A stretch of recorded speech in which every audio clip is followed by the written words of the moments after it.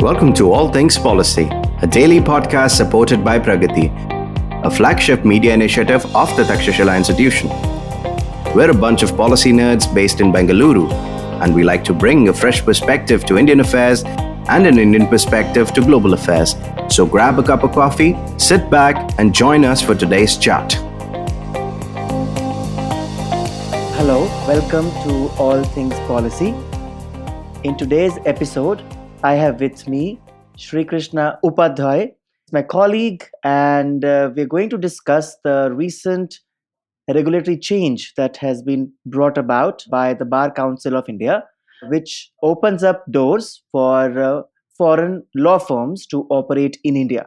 It is being seen as a major regulatory reform, which has been the demand of many companies in India and abroad. At the same time, more broadly, it is expected to create more competition, allow for more level playing field for both foreign firms and domestic firms, and also is hopefully supposed to reduce costs for Indian firms who have to sometimes hire foreign firms at a much higher cost. So, welcome, Shri Krishna. For our listeners, can you just summarize what has happened?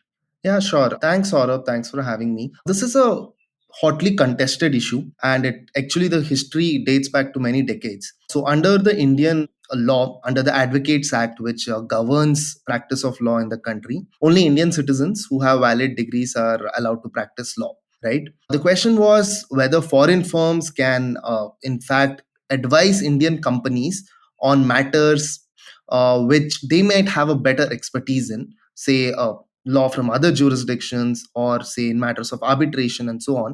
And some of these firms started opening up liaison offices in the country. Some of them would operate on a fly-in, fly-out basis, except the existing players in the legal market had a problem with this. They said this is contrary to the law as it stood. So they challenged these. Many bar associations went to high courts, and I think high courts also prohibited this practice of foreign firms coming to India to advise clients, and they made a very small exception for fly-in and fly-out basis, where a lawyer will come and just advise on a very particular issue and then move back to their home jurisdiction. In fact, this matter went up to the Supreme Court of India, where the Bar Council of India, which is the main regulatory body of lawyers in the country, and many state bar associations are basically groups of lawyers, the members of a particular bar. They opposed the practice of foreign lawyers and foreign law firms, and the Supreme Court in 2018 sided with them.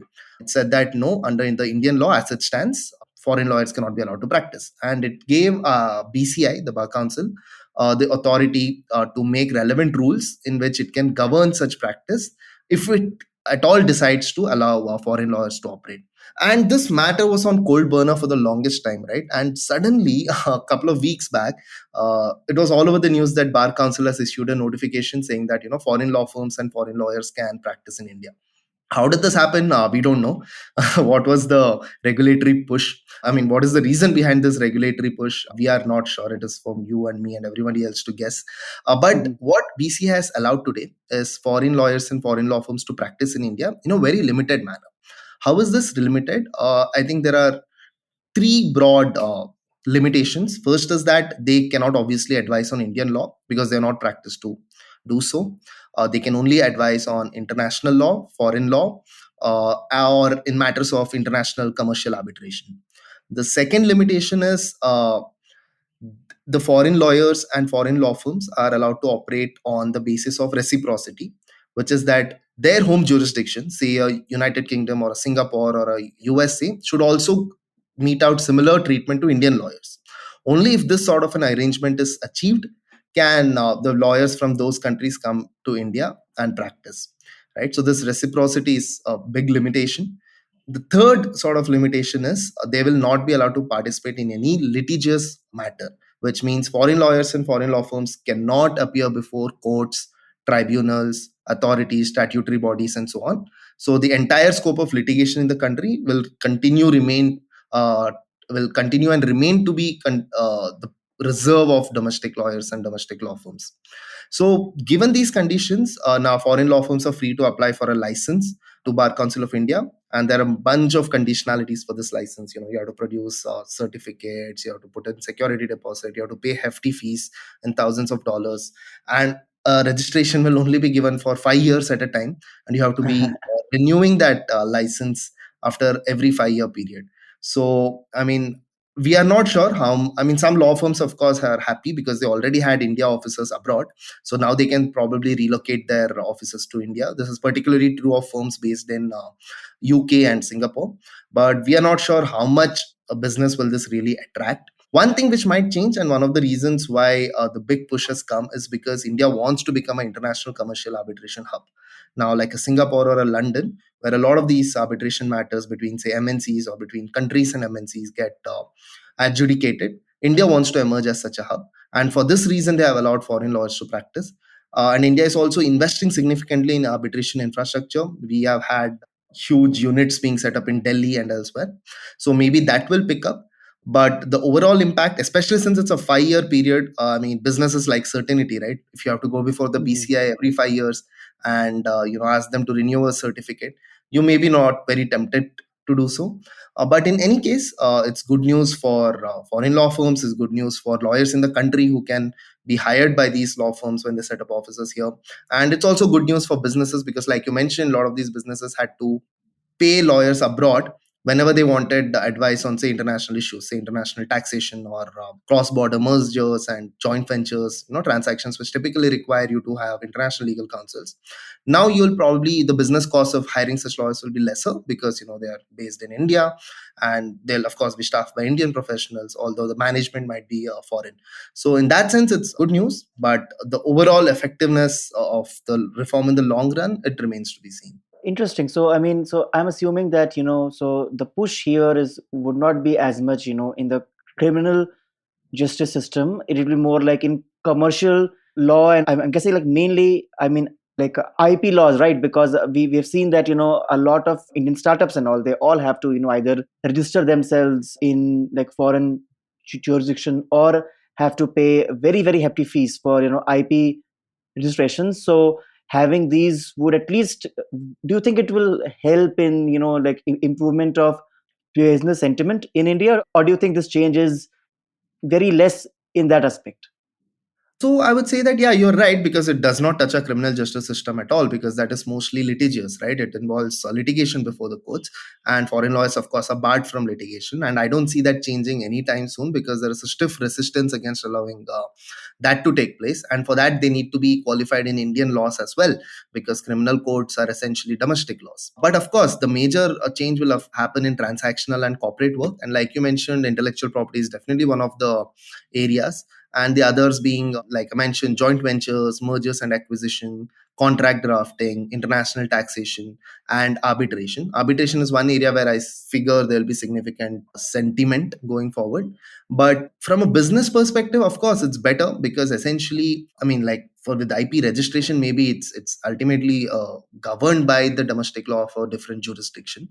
The only difference now is that you can consult lawyers who are situated in your city as opposed to paying somebody who's sitting in London. So that might be savings in terms of business costs. But unless the regulatory environment changes with regard to IP registration in that particular jurisdiction, I don't see much changing. It's just that in terms of availing these legal services, it's much more convenient for you. So for example, because IP laws are still domestic laws, for example, so if I am an Indian company who wants to register for an IP, let's say in USA, I can now hire experts of US law firms based in India at a much cheaper cost. But if I have to hire somebody to file a patent in Indian office, I will still have to maybe go through the usual route, right?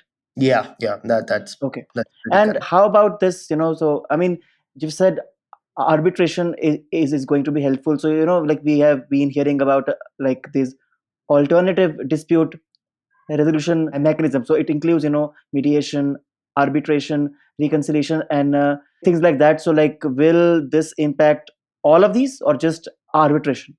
It might actually. The thing is, particularly with mediation and conciliation, these are not typically considered as legal services. They Okay. are, I mean, it's borderline. I mean, we don't have regulatory clarity. For example, a firm which engages in mediation services, is it a law firm or is it not?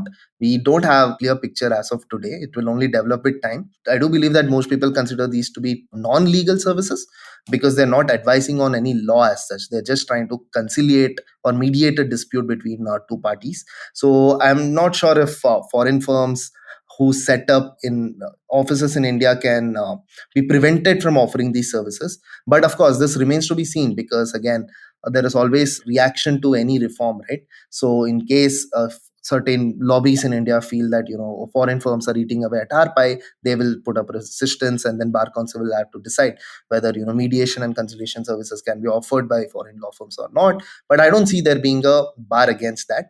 Arbitration definitely, but not domestic arbitration. Again, international arbitration. So for Indian companies who are, say, MNC, which is engaged in a arbitration dispute, they can now conveniently conduct this in Delhi or Mumbai as opposed to, say, going to a Singapore or a London, because this means significant cost savings for them. And also it will improve the overall expertise of arbitration in the country, because I think most of international commercial arbitration expertise lies outside of the country. Many Indian practitioners are forced to relocate because they don't see enough opportunities in the country. But I'm sure for these lawyers, for these arbitration lawyers, it's a welcome reform, and they can build domestic expertise, which will of course help India achieve its objectives of becoming a world leader in commercial arbitration. So, speaking of special interests, like given how far reaching this reform is, especially, at the high levels, what has been the reaction of, the legal community? I mean, so, like how have big law firms reacted? How have like just everyday lawyers reacted? Is this going to actually increase a lot of opportunities for domestic law students, for example? And with this increasing, competition, I mean, how prepared are we? Or will this be a situation where foreign firms with their huge capital availability is going to just eat up the domestic competitors? Right. So, I mean, the easiest question to answer is about the law students. I think most of them would be happy because the pay packages might shoot up. Yeah. Since the job opportunities, at least in the short run, the job opportunities will grow, which means I mean, this does not apply to litigation, of course. Litigation continues to be a struggle for most law students because it does not pay well and takes a lot of time to be established as a litigator. But in corporate firms, which pay you on the higher side, I'm sure students or young lawyers can negotiate much better packages now, when firms will be willing to retain talent and avoid the foreign firms from poaching talent. So it's good news for individual lawyers, at least in the short run, when these firms will set up offices in the coming months or years. About the industry itself, so there's a Society of Indian Law Firms which has welcomed the move, which in fact supported BCI, and this has been over. I think this negotiation has taken place over a decade now, and although they initially opposed it, they have come. I mean, they have changed course and they've supported the BCI in this move, but they've also expressed certain concerns and worries about loss of revenue, and they want to ensure that BCI plays a proactive role in making sure that the foreign firms do not overshoot their domain, like I mentioned the limitations earlier. But I think some of the bigger foreign firms are also interested because, as I mentioned earlier, this will be on the basis of reciprocity, which means if a UK allows Indian lawyers to practice there to whatever extent, India will offer the same treatment, right? So I think some of the bigger firms are also interested in expanding their business outside, right? Mhm. So in that sense, there are business opportunities. As regards the bar association, we so far have not seen like very high resistance being put up, but my guess is because BCI has been very careful in making this reform specific to certain areas and which does not affect the business of domestic lawyers and law firms, I think they are also okay with it, more and less. But my concern is, as it happens with most things in the country today, this is going to be challenged. Like there will be some PILs, which I mean, I'll stick my neck out and make this prediction there. But there will be some PILs in some high courts or Supreme Court which will challenge it. But I don't think there'll be a consensus around opposing this. I think there will be some elements who will still go ahead and oppose this. As I said, there's a soft reform and it's very limited and it doesn't affect the business of most of the incumbents. So in that way, it has a greater chance of success. And maybe if it is successful, then tomorrow you'll have scope for more wider reforms in this sector.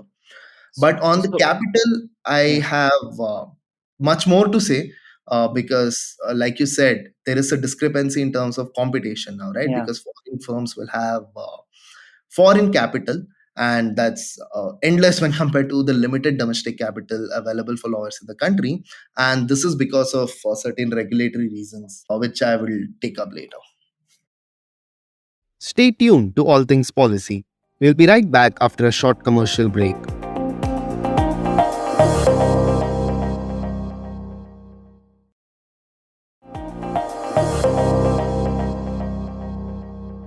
Yeah. So I'm trying to understand, how unique is this reform? So, for example, so the existing reform, the restrictions on only ensuring that it is done in international law, like, is this a standard practice everywhere else, or has the BCI being too restrictive here? Or, like, how is the kind of regulatory environment in many other countries, let's say, especially like our major markets, like US, UK, Australia? Yeah, so to put it shortly, it's no different because law profession has always been practiced at the domestic level. In fact, if you look at USA and all, it is at a state level, it's at a federal level. So it's even more restrictive. Like many states in US would not allow somebody who's qualified in a different state to practice, right? So it's not a very free market sort of situation here that, once you get a license, you can go and practice anywhere. And that was not the case in India as well until the Advocates Act was put in place in the early 60s, and they abolished all sorts of other kinds of certifications one needed to practice. But today, if you are qualified as a lawyer in the country and you are enrolled to a bar association, you can practice anywhere in the country, right? So that sort of reform was brought in India in much later stage. So legal sector has been resistant to reform. It has been resistant to allowing people from everywhere to, I mean, first part is qualification. They're resistant to acknowledge the qualification from different jurisdictions and also to allow them to practice. And there are historic reasons behind it. But I think this sort of reciprocity has helped countries liberalize the market a little bit more. I think in UK at least now Indian lawyers can give the bar exam and start practicing. I think New York offers a similar treatment. But many states in US, for example, still require you to go and do a JD, and Mhm. your LLB degree in India is not valid. So you have to go complete your JD and then get enrolled as a member of bar to practice.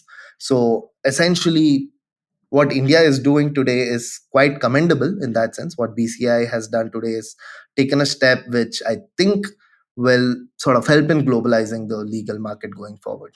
Interesting. So I was wondering that, like, given that, India has been preferring to open up the foreign direct investment in many areas of the economy. So how is that kind of, how is the legal sector, or I should say, what is the current situation of of FDI in legal sector, and how would this reform impact FDI, if at all, or will it now create a imbalanced kind of environment where foreign firms, as we discussed, they have a lot more capital, which is going to then disproportionately impact the domestic legal market?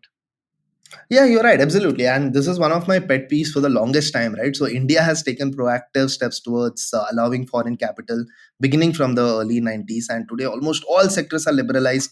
And you have a FDI policy which allows automatic FDI under the automatic route for most sectors and under the government approval route for a few other sectors. In fact, I think other than atomic energy, I don't think there is any other sector in the country where there is no FDI except for the legal sector. And that's funny, right? Because now we have FDI in, say, banking, insurance, retail, even railways to some extent, defense manufacturing to some extent, and all that. And this has not percolated down to legal sector. And why? The question is, I mean, when I found the answer, I was quite surprised. It's simply because right now the professional standards and the regulations made by BCI say that only lawyers can make a law firm and only lawyers can contribute capital to a law firm. In effect, this is what the regulation says, which means like even a non-lawyer in India cannot feed in capital into a law firm, right? Which means if I'm an entrepreneurial lawyer and I want to set up a firm, I can't raise capital from my friends and relatives unless they are, lawyers. Or I can't take it from a venture capitalist or any private equity firm and so on, unlike most other startups and businesses in the country today. And the other thing is, of course, if the restriction is that you can only accept capital from other lawyers, and foreigners can't be lawyers in the country, which means foreign capital is, of course, not allowed. So FDI is not allowed by effect. And the problem right here is of availability of capital, right? Legal sector needs to grow. In India, legal sector is largely underserviced. We need more lawyers, we need law firms, and for them to grow and set up businesses and scale and adopt, say, new technology, bring in better practices, and help in the overall growth of the legal administration, we need more capital. Simply that. And this effect has been seen across the industry, right? In every sector where we have allowed FDI, we have seen better growth, better adoption of technology, more job opportunities, and so on. So I think it's high time that India also takes the steps towards liberalizing the financial regulations surrounding law firms in the country, and allowing lawyers and law firms to raise capital from both domestic sources other than lawyers, and also from foreign sources. So I think BCI has to take the first initiative in this regard by making changes to the relevant professional regulations, and later on the government, of course, can amend the FDI policy to allow this as well. And this is a simple reform. It doesn't require much state capacity, it doesn't require like long deliberations and all of it. It just requires, like, it's a stroke of the pen reform, right? It's very simple, and I don't know why this has not been done yet. And I really think right now it's all the more important because in certain areas you have allowed foreign firms to participate, which means, say, an international commercial arbitration where one party is represented by an Indian firm and the other party is represented by a foreign firm, will have differences in capacity, because a foreign firm is on an average likely to have more capital, right? And a domestic firm cannot compete for that business. So it is all the more important now that there is a sort of disbalance or disadvantage being created for Indian players simply because they can't access more capital. So this really needs to change. And I do hope the next set of reforms in the legal sector will be towards allowing FDI. And like I said, it doesn't even take much. It's just a stroke of the pen. Oh, wow. So that's interesting. So there is no legislative bar in FDI in this sector. So if, let's say, tomorrow BCI says that we favor this, then the government can bring out simply no notification, and then that's fine. Yeah, it doesn't take Oh, wow. much. that's Yeah. that's fairly easy then. Okay, Yeah. so how about, now that I'm guessing there will be more competition. There are now let's say foreign firms, and now they would now want to look for more customers and everything. So can lawyers advertise, and can law firms say, like, yeah, we are experts in this, please hire us? Like, what are the rules behind this solicitation of customers, and will this reform change that or make it worse? How will it affect? Yeah, right. So that's where my second pet peeve comes in, and I've written about this as well. To state it very simply, lawyers cannot solicit clients, lawyers cannot advertise. Okay, and these are professional standards that have to be maintained by every lawyer, or they risk losing their license. And this has been the case ever since the beginning of the profession, right? And it's crazy because I'll just read out something which will tell you why such a restriction exists on lawyers, right? And the idea goes like this. In India, legal profession is treated as a noble profession. There is and should be no commercial competition or procurement associated with the legal profession. The profession is not to be treated as a commercial activity or service in India. Law is not a trade and briefs no merchandise, so the leaven of commercial competition or procurement should not vulgarize the legal profession. And this is in the words of former Justice Krishna Iyer. And this sort of tells you the mentality behind why we have this kind of rules in place. We simply believe that law is a noble profession. It's about securing the interests of justice and appearing for clients and making sure that they get their dues. And in that sense, we make this assumption that, oh, this can't be a commercial activity, this is a noble activity, this is like saving lives and so on. But except this is unrealistic. Any person who has engaged the services of a lawyer would know that it doesn't come easy, and nobody is doing this out of purely altruistic interest, right? There is self-interest involved. There is, And it's also, yeah. how would you tell to the customer? At the end, if you want to, not say customer or somebody who is seeking justice, they should know, right, that there is somebody who is there. How else? So I'm actually confused. So how do lawyers now currently, have customers?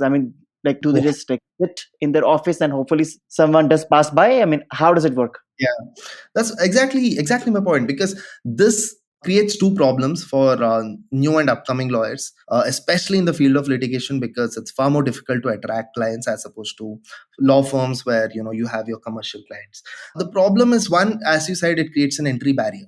I can't advertise my services, so how do I compete, right? And the second thing is, of course, it inhibits efficient price discovery in the market. So, like we know, like standard economics, that price is a signal, and this signal is completely absent in the legal industry. Now, I do not know how much it costs to draft a rental agreement. I do not know how much it costs for a divorce. I cannot find out unless I do a lot of painstaking research and ask 10 people. But there is no Amazon or Uber for legal services, right? Where I can just go up and find out that, okay, these services are being offered for this price, and maybe I can pick this one based on certain reviews or based on what my cost paying capacity is. And this is bad for both. It is bad for the practitioners and it is bad for the clients or the customers in this market, right? And the other idea is, I mean, the fact that we don't treat it as a business means, again, you're not allowed to grow, you're not allowed to solicit, you're not allowed to find new clients. Although, of course, all this takes place. I mean, the reality is that, of course, there are lawyers who are fighting for clients, and you're, trying to make those contacts and trying to bring clients to their firms. Except all this has to take place in a very non-transparent manner. And simply for a person who's newly entering this profession, it becomes very difficult because the existing system favors the incumbents in the profession. It sort of insulates it from outsiders gaining an easy entry, and this is a complaint. Even if you look at Twitter and you see a lot of first generation lawyers speaking out today, it's simply because they don't have the contacts to set up the profession, and they can't build these without pre-existing contracts. So it's sort of like it's a self-perpetuating system, and this, which is bad for both business, which is bad for clients, which is bad for our legal industry, and ultimately is bad for justice.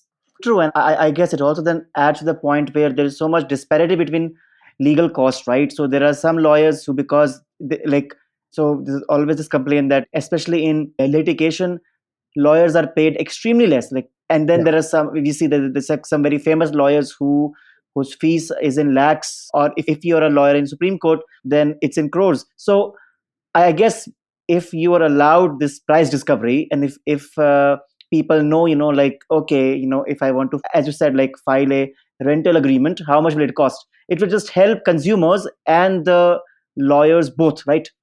Yeah, exactly. And you wouldn't have silly things like if you open a law firm's website today, you'll get a disclaimer saying, oh, this is not a request for solicitation or an advertisement as per the BCI professional standards, right? You see that disclaimer on every law firm website. And we don't need those things in place. Why don't we just accept the reality that it's fine, it's a business service? And the other side of it is, of course, like you mentioned, litigation. There is also the side of corporate and transactional work, right? Where like billing runs into crores of rupees. And even this is sort of carried out. I mean, the price negotiations take place between the clients and parties, and there is no upfront quoting of fees to the public because that is not allowed.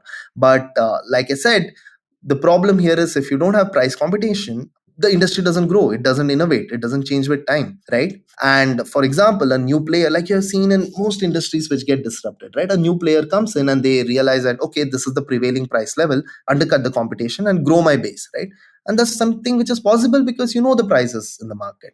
And that is not the case for a law firm. Like, I can't compete with a client, compete with another law firm to bag a client because, unless I have that access to special information, I can't openly do this. I can't engage in price competition. So that's a barrier, So, right?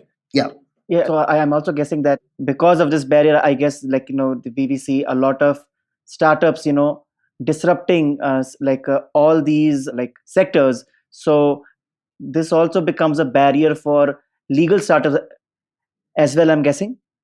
Yes, definitely. It's very difficult. And we have seen law firms grow along with ever since the Indian economy has been opened. But the growth of law firms, I mean, I don't have the numbers with me, but if you plot it, I think it's been far lesser as compared to the growth in the economy or the growth in other businesses. And it's partly because, the profession has been closed. And because of these high entry barriers, because of these restrictions on price competition and price discovery, it's difficult for the industry to grow as such, right? And the other thing, like you mentioned, is about disruption. Now, what creates incentives for companies to change the way they do their business, right? It happens only when their place in the market is not safeguarded for generations to come. they'll be forced to innovate, they'll be forced to adopt more technology, right? And do business in a more efficient manner. And what gives the incentive? It's price which gives them the incentive, the ability to make profits. And if that is not working out well in law firm, the players in the industries are more likely to prefer the status quo. They would resist change. They would resist outsiders from entering the market. Like, for example, some of these accountancy firms, such as Ernst and Young and Deloitte and others, wanted to offer legal services. And the existing players created a huge furor, and they said that no, they can't be, because they are accounting firms and they are not law firms. So, and these are the kind of restrictions which exist, right? Because of which there is no competition, or there is not the levels of competitions which are ideal, and due to which outsiders can come and displace the incumbents. And overall loser is, of course, the legal market, the clients, and maybe the members of the profession or practicing in the industry, because even their place is secure, and they don't see much growth. Yeah, true. I mean, I think it's that the usual kind of pre 1991 kind of attitude where like we want to just protect the industry, but Yeah. how those measures are going to impact the industry and how it's not going to actually change anything. I think that reckoning has to be there, at least in the legal industry as well as has been the case in the other sectors of the economy. So thank you, Shri Krishna. It was a fascinating discussion. Hopefully we can have this chat again when there's a new reform where they've opened up FDI and then all these restrictions have been removed. Yeah, so let's hope for the best, and hopefully this kind of competition is going to be a net positive for the Indian legal community and consumers and companies, everybody. So thank you. Yeah, thanks, Saurabh, for hosting this discussion. And I really hope that the BCI continues on this journey of reforms, and at least we see FDI coming in the next few years, and maybe we can initiate a conversation on lifting the restrictions on solicitation and advertising. Thanks again for this conversation. Thank you.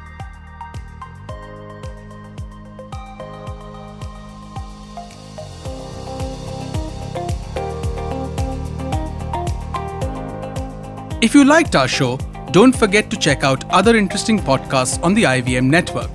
You can tune into them on the IVM Podcast app, ivmpodcast.com, or wherever you listen to your podcasts. You can also follow IVM on social media. The handle is @IVM Podcasts on Twitter, Facebook, and Instagram. And hey, if you'd like to dive into Takshashila's research on technology, strategy, and economic affairs, check us out at our Twitter handle @TakshashilaINST or our website takshashila.org.in.